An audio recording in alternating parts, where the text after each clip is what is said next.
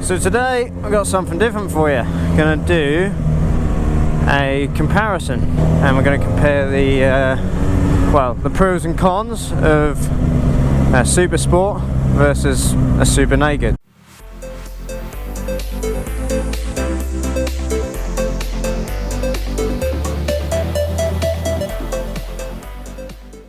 For argument's sake, we'll go with an R1 or a Fireblade in comparison to a Z1000 or S1000R BMW. So lately I've been doing a lot of first rides and reviews, and been putting a lot of time into them, so go check them out. But yeah, I thought we'd do a bit of a motovlog and have a chat about that subject. Can't resist. Can never resist the tunnel exhaust. The fuck is this? On a dry day, water? I'm sorry, bike. This bike don't come out in the wet. How is it still wet? Bollocks. So yeah, I've been sort of comparing Super Nakeds with Super Sports myself lately, because I'm still thinking about getting a different bike, or maybe even a second bike next year. So I've been riding a lot of bikes, and I've sort of come across a few different things that are worth talking about, and I thought I'd come out here and talk a load of shit to you guys, tell you what I think. So the first thing I think we'll go over is power, because it's probably the most obvious thing that people are going to argue about when they're trying to compare a Naked to a Super Sport. Obviously a Superbike is incredibly powerful. We're talking about 1,000 or litre bike, and you know, you got bags of power. A lot of it is in the power band, so at high RPM, and obviously by the time you hit that power band you're reaching law breaking speeds without even coming out of maybe first or second gear. Obviously the power on 1,000 it wheelies really easy. There's heaps of power pretty much everywhere, but a lot of it is in power band areas. Super Nakeds, on the other hand, they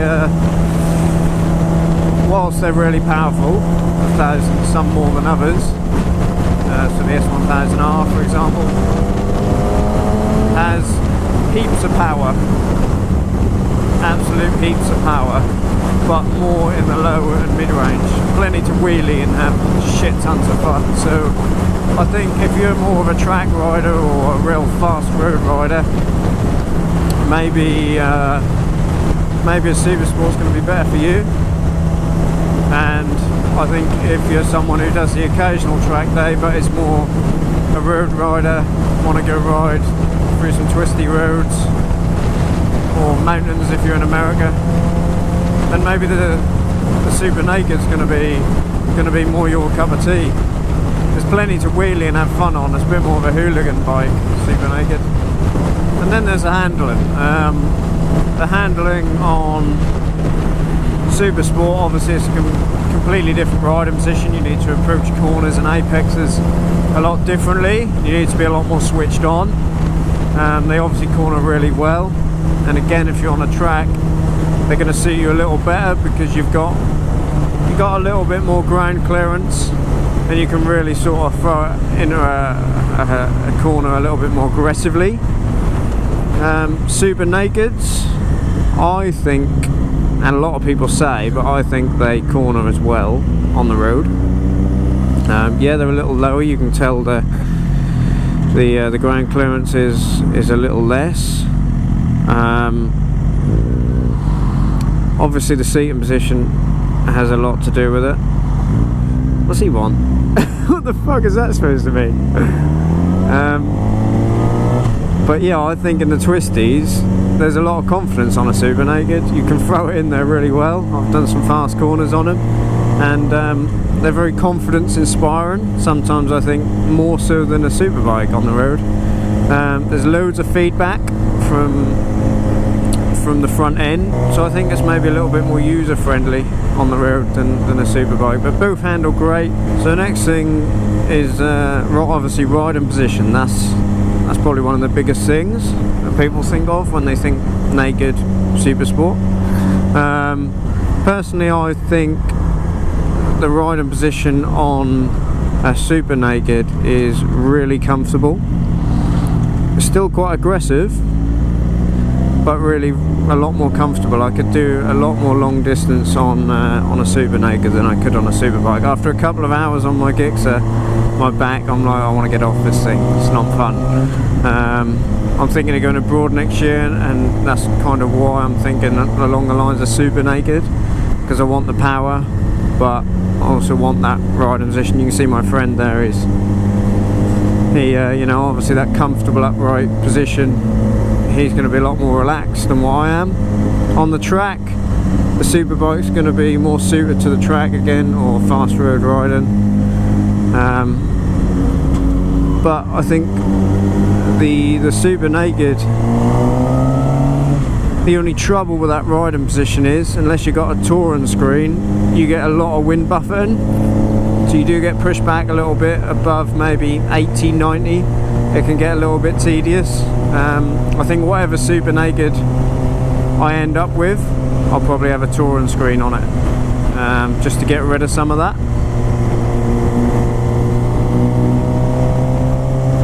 Overall, I think I prefer, for the road, I think I prefer the riding position of a super naked. Are them twisty bits up there? So we've gone over handling, gone over power, and we've gone over riding position. The only other things really kind of personal preference, I guess. And I just really like the whole package. It's just a bit more relaxed style of riding, and I think it's the way a lot of people are going. I mean, they're saying Superbike sales are down, and sales on super nakeds are up, and I'm not all that surprised. I mean, they're all very different. It depends what you want from one. I mean, the Kawasaki Z1000, I really enjoyed riding that bike, but I didn't like the gears were really short. You had to change gear so often. I like the electronics packages on the bikes like the Suzuki and the S1000R and the new MT10. One of the other things that draws me to them is a lot of them are quite low, especially the Suzuki and Kawasaki. They're really quite low to the ground, which suits me. If I had to summarise all this, I'd probably say if you're a really fast road rider who does a lot of track days, a Superbike's going to be more suited to you. But I think if you're just fast road, bit of long distance, maybe even commuting, with the odd track day thrown in, I think the super naked is going to be a lot more your thing. Yeah, let me know what you guys think. These are just my sort of opinions, really. You might think I'm talking a load of shit. So I'm soon going to do a first ride on the BMW S1000R, and a first ride on the Yamaha MT10, and hopefully bring them to my channel within the next month or so, or within the next month I'd like to, so keep an eye out for them. And yeah, let me know what you guys think in the comments. Smash the fuck out of that like button, subscribe and share the video, and I'll see you guys in the next one.